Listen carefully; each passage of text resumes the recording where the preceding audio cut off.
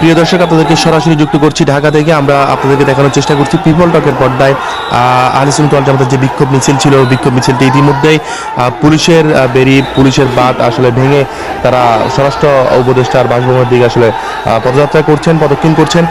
আমরা দেখতে পাচ্ছি বিশাল মিছিল নিয়ে তারা রওনা হয়েছেন। আমরা কিছুক্ষণ আগে তথ্য পেয়েছি চট্টগ্রামও তারা বিশাল বিক্ষোভ করেছেন। একটি তাদের দাবি, রইসুদ্দিন হত্যার সুষ্ঠু তদন্তের মাধ্যমে তার হত্যাকারীদের বিচার নিশ্চিত করা। যদিও বা আমরা পিপল টকের মাধ্যমে এবং অন্যান্য পত্রিকাগুলো আসলে এটি যে আসলে একটি মব সৃষ্টি করার মাধ্যমে তাকে হত্যা করা হয়েছে এবং প্রমাণ সাপেক্ষে ভিডিও বার্তা বিভিন্ন নিউজ মাধ্যমে এখনো স্পষ্ট, কিন্তু কি কারণে এখনো পর্যন্ত আসলে পুলিশ কোনো পদক্ষেপ নিচ্ছে না বা পুলিশ এখনো পর্যন্ত মামলা পর্যন্ত নেয়নি, প্রশাসন কেন নীরব, সেই বিষয় নিয়ে আসলে বারবার আমরা সুন্নিদেরকে বিভিন্ন জায়গায় সারা দেশে তাদেরকে মাঠে নামতে আমরা দেখতে পেরেছি।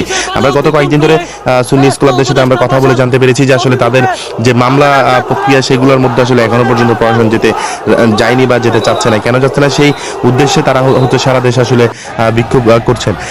আমরা আসলে বারবার দেখেছি তারা সবসময় শান্তিপ্রিয়, তারা সবসময় তারা তাসাউফপন্থী, আমরা তাদেরকে যেটা আমরা চিনে থাকি যে তাসাউফপন্থী, তারা সবসময় খানকায় থাকেন বা তারা সবসময় তাদের মধ্যে একটা আমরা আদর্শ দেখতে পাই যে আসলে তারা সবসময় ভদ্র বা হচ্ছে কি বলে যে আসলে খুব সাদাসিধে জীবনযাপন করেন।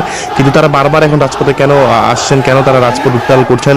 কারণ তাদের ন্যায্য অধিকারগুলো তাদেরকে ফিরিয়ে পেতে হবে। তারা বারবার তারা আমাদেরকে গতকালও জানিয়েছেন, আমরা বিভিন্ন বিক্ষোভ থেকে শুনতে পেরেছি যে তাদের 2004 সালে তাদের একজন বাকা বিল্লা নামে একজনকে হত্যা করা গুম করা হয়েছে। 2014 সালে ঘরের মধ্যে ঢুকে জবাই করা হয়েছে নুর ইসলাম ফারুকী নামক ওনাদের একজন স্কলারকে। ঠিক একইভাবে আসলে আহলে সুন্নাত ওয়াল জামাতের অনেককে শহীদ করা হয়েছে, অনেক সেনাকর্মী, যুব সেনার অনেককে আসলে শহীদ করা হয়েছে। সেই নিরিখে আসলে তারা বারবার অবহেলিত হচ্ছেন। তারা তাদের অধিকার ফিরিয়ে পাওয়ার জন্য, তাদের স্বাধীনভাবে বেঁচে থাকার জন্য যে লড়াই সংগ্রাম তাদের এখন করতে হচ্ছে। আমরা দেখতে পাচ্ছি স্বরাষ্ট্র উপদেষ্টার বাসভবনের দিকে তারা পদযাত্রা করছেন। আমরা আমাদের সাথে সরাসরি যুক্ত, আমাদের সাথে থাকুন, আমরা আপনাদেরকে সরাসরি দেখানোর চেষ্টা করছি।